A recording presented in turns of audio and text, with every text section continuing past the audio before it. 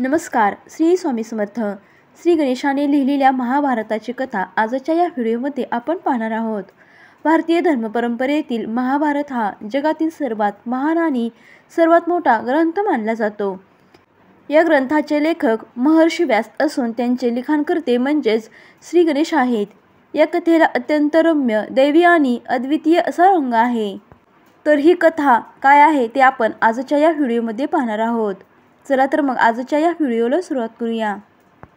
महर्षी व्यासांनी ठरवले की धर्म, अर्थ, काम, मोक्ष या चारही पुरुषार्थाचे रहस्य सांगणारा महाभारत हा ग्रंथ मानवजातीसाठी लिहून ठेवावा. पण एवढा विशाल ग्रंथ स्वतः लिहिणे व्यासांना शक्य नव्हते.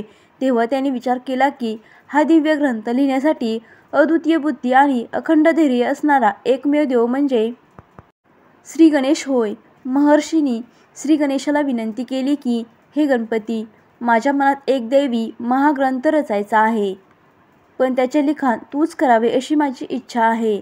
तेव्हा श्री गणेश म्हणाले, ऋषीवर्य, मी हा ग्रंथ लिहून काढील, पण एक अट आहे. तुम्ही अखंडपणे क्षणभरही न थांबता मला सांगत राहिले पाहिजे. जर थांबलात तर मी लिहिणे थांबवीन. महर्षी व्यासांनी हसून उत्तर दिले, गणेशा, तुझी अट मान्य आहे, पण माझी ही एक अट आहे. तू माझ्या वचनाचा अर्थ पूर्ण समजून घेतल्याशिवाय लिहिणार नाहीस. म्हणजे जेव्हापर्यंत तुला वाक्याचा गूढार्थ कळणार नाही तेव्हापर्यंत तुला थांबावे लागेल. दोन्ही अटी मान्य झाल्या आणि महाभारताच्या लिखाणाचा अद्वितीय सोहळा सुरू झाला. श्री गणेश एका पानावरती जलद गतीने लिहित होते, तर महर्षी व्यास कधी अत्यंत गुंतागुंतीचे श्लोक रचत, ज्यामुळे गणेशाला थोडा वेळ अर्थ समजून घ्यावा लागे. त्यावेळी व्यासांनी पुढील भाग मनात ठरवून ठेवला. अशा प्रकारे हा महाकाय ग्रंथ अखंडपणे लिहिला गेला. कथेनुसार एकदा लिहिताना गणेशाच्या लेखणीचे टोक तुटले.